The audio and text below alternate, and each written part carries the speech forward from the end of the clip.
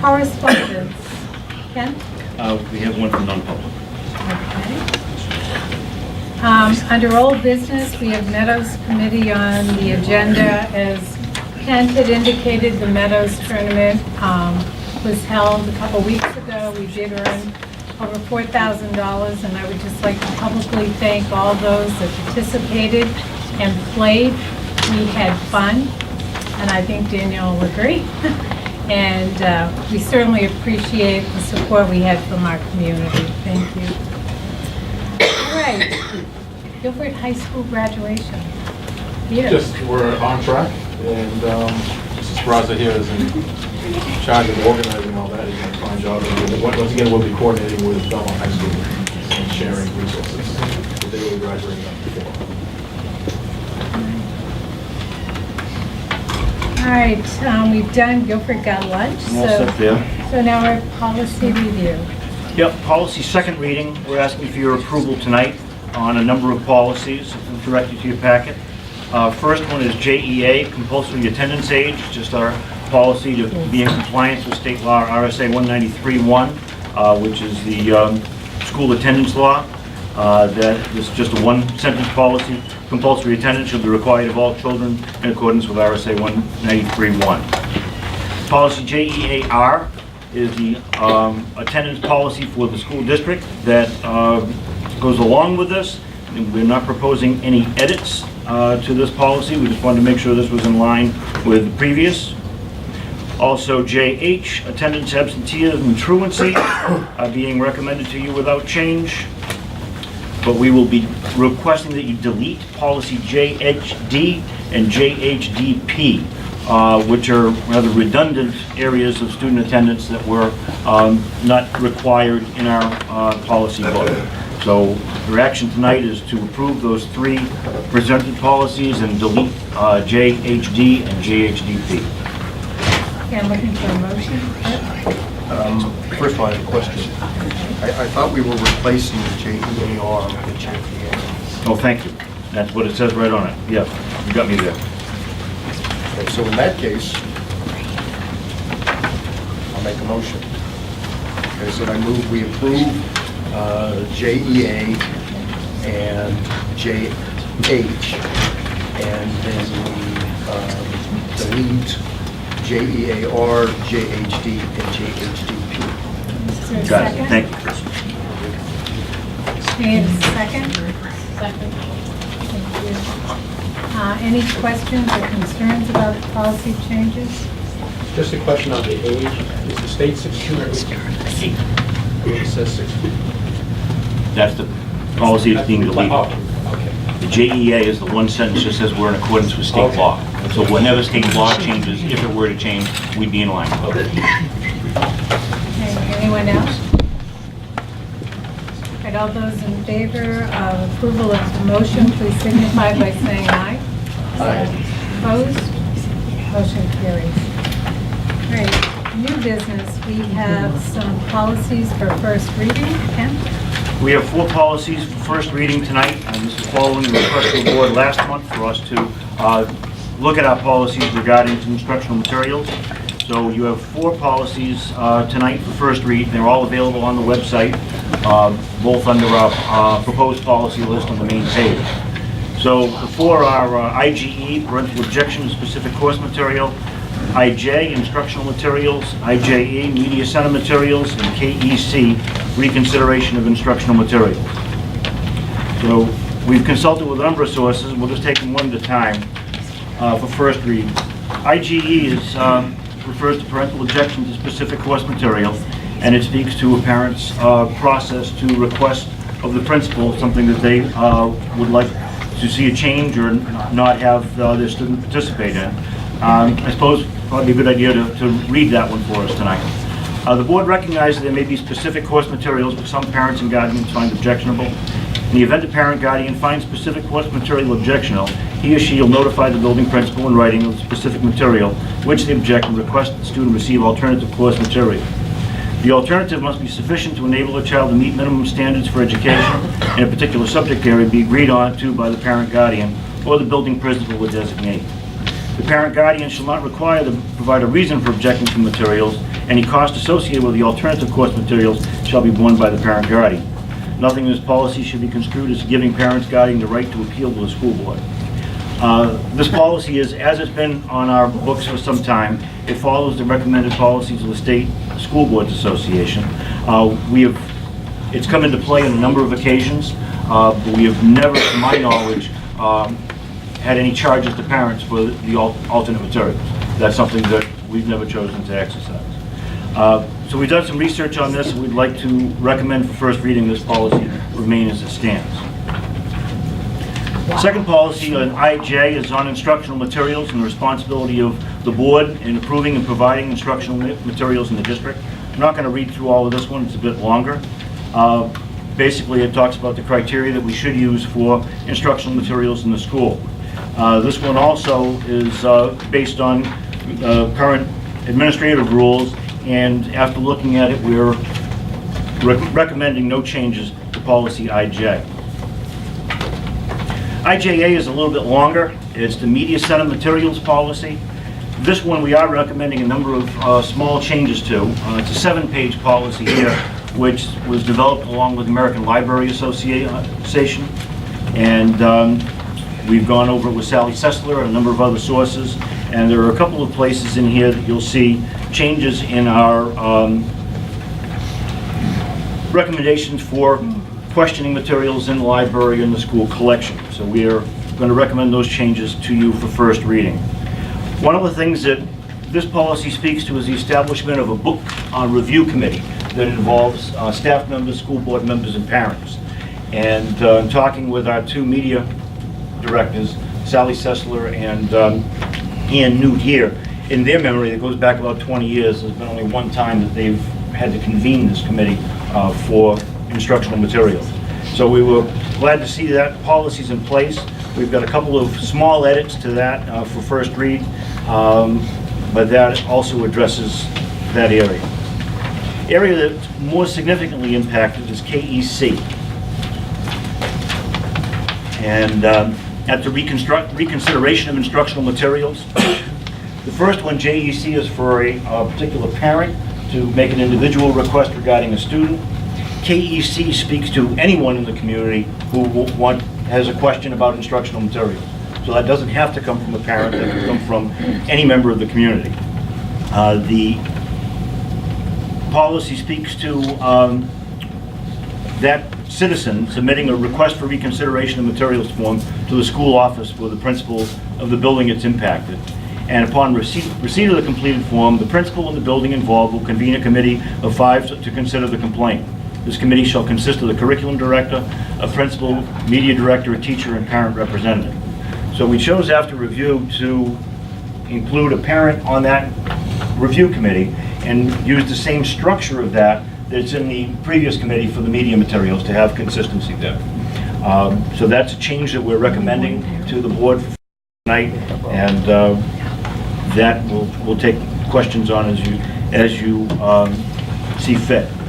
Following that, we'd like to talk a little bit with Mr. Sawyer about the procedures that we use at the high school regarding questionable materials or parental concerns, and some changes that we think are very important to put into place in the district. But before we get to that part, Peter, I just put a lot of things on those policies out.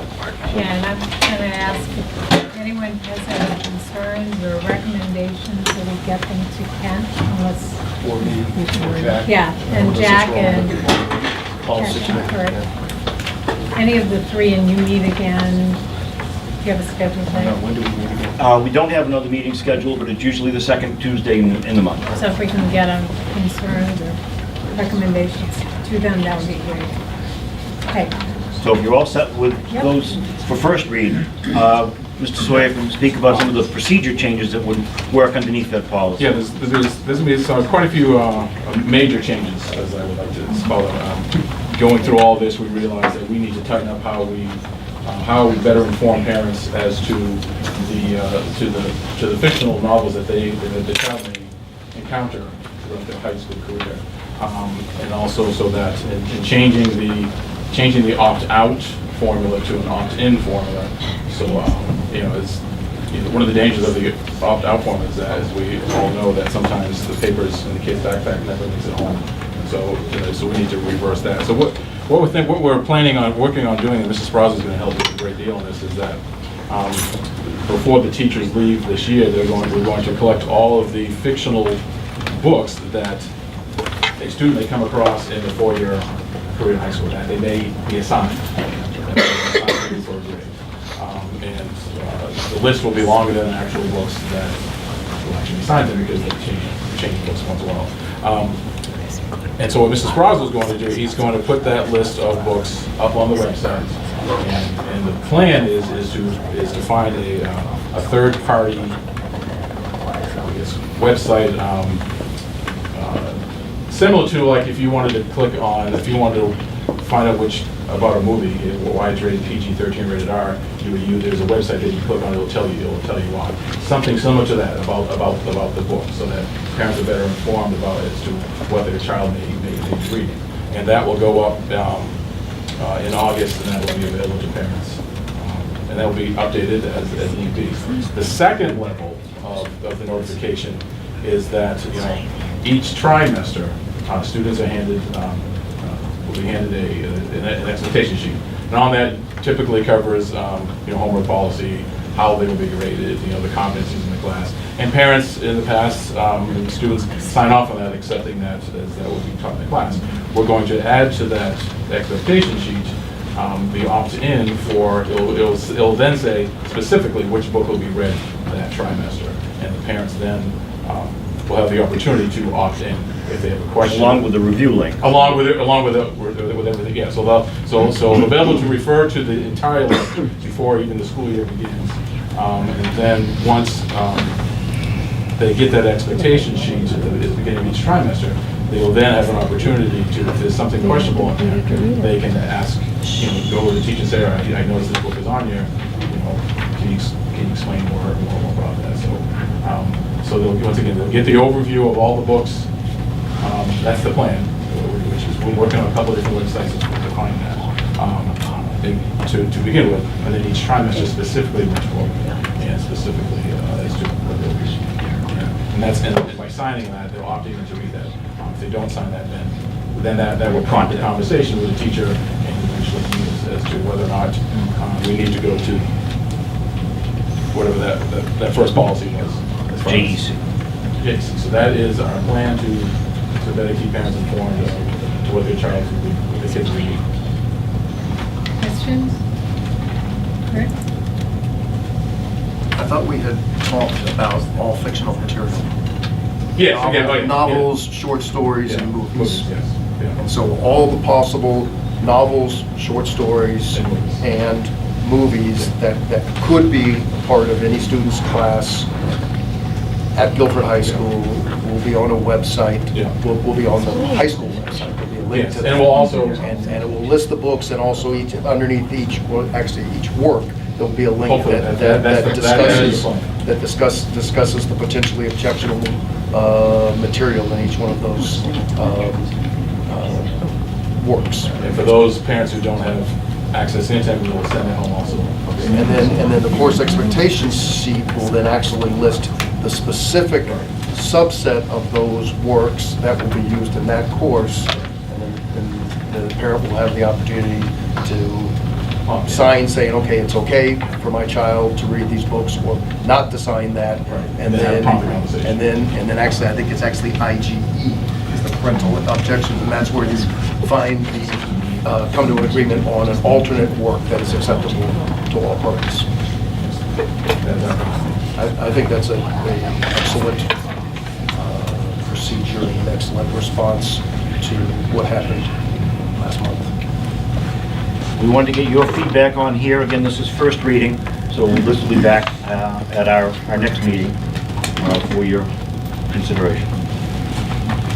Thank you. No other questions? All right, we have the New England Secondary Schools Consortium Grant. Yeah, I'll start off and then Scott can help me out a little bit. We have been invited by the state, the DOE, to participate, well, to be considered to receive a grant from the New England Secondary Schools Consortium. In July, four of us will be going to this conference in Connecticut. Myself and Anthony will split the time. Scott will be running with the whole 4 days with 2 of our teachers. And this is a grant that will help us better personalize students' education, giving us resources and professional development. Like I said, we were one of the few schools that were chosen to be considered for this. We still will need to be accepted to have this grant. And one of the reasons, from what I understand, that we were considered is that we are kind of ahead of the game as far as the rest of it goes in competency-based education. It's just important to point out that the consortium, if we're accepted to this, would include us in a number of different professional development activities. There's not a financial piece of the grant where the district would actually receive funds, but we would be receiving our professional development services, planning assistance, technical assistance. I mean, there are a lot of pieces of technology that we could be using better. I mean, we could be doing a better job with those. So these people have that kind of expertise and the chance to do it with no cost. And that wouldn't start, the earliest that would start September 2015. That's when that, yeah, if we were accepted to this, we would find out in the fall that we were accepted to one of the 2 groups. And if we are a part of that group, then yeah, the work would start in the fall of 15. Do we need a motion? Yeah. Okay, so I move that we proceed with Our application. the grant application. Is there a second? Second. Those in favor? I got a question. Sure. So how much money are we talking about in this grant? I don't- Well, you know. Well, like I said, a lot of it depends on the degree of involvement. We're going to be developing a proposal, and that proposal would be for a project that would extend over 2 years. And the actual amount of services and technical assistance that we would receive would depend on the acceptance of that proposal.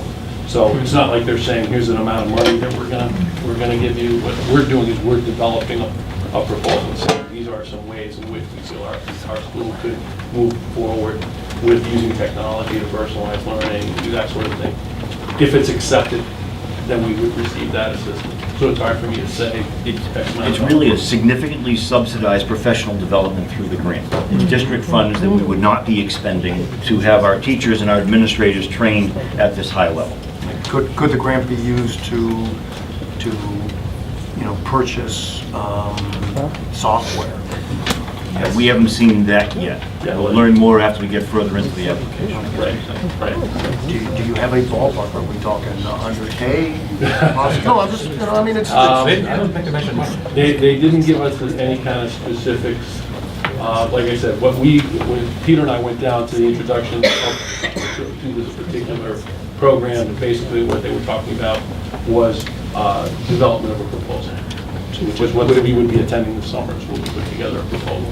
Would it be correct to characterize this as a kind of a prestigious thing for us to do? There will be 25 schools across New England that will be accepted to this. So, given that and the chance to get some money, it sounds to me like it's worth pursuing. You think so? Any other questions or comments? Seeing none, all those in favor of the motion, please signify by saying aye. Aye. Opposed? Motion carries. Great.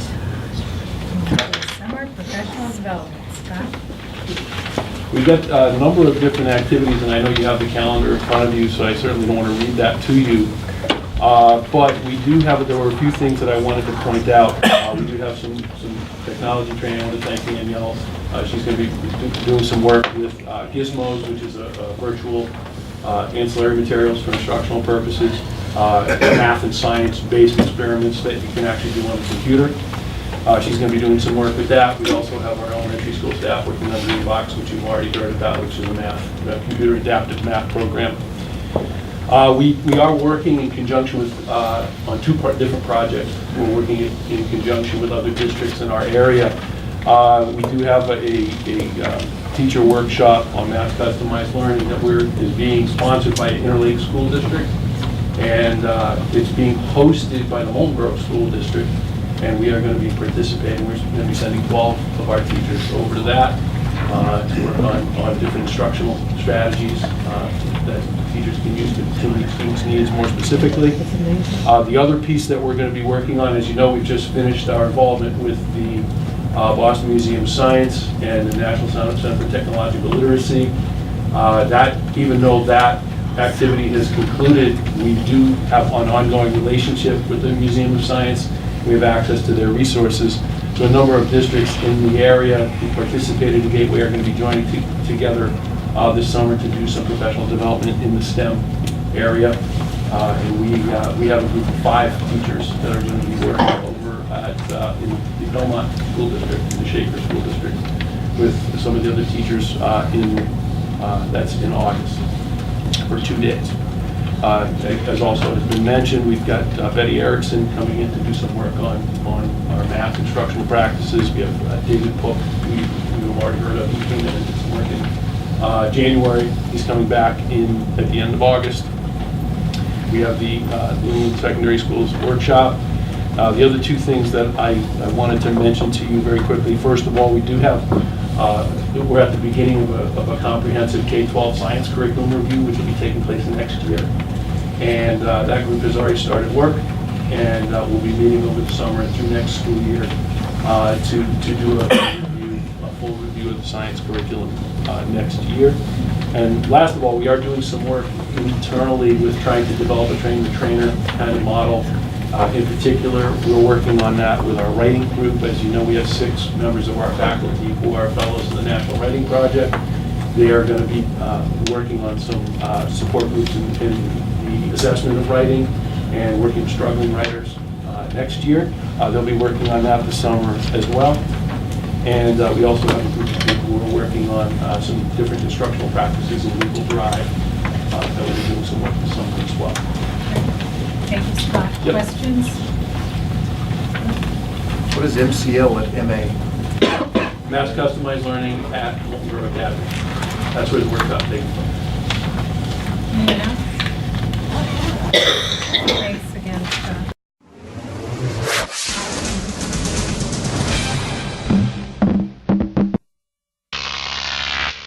Croc TV.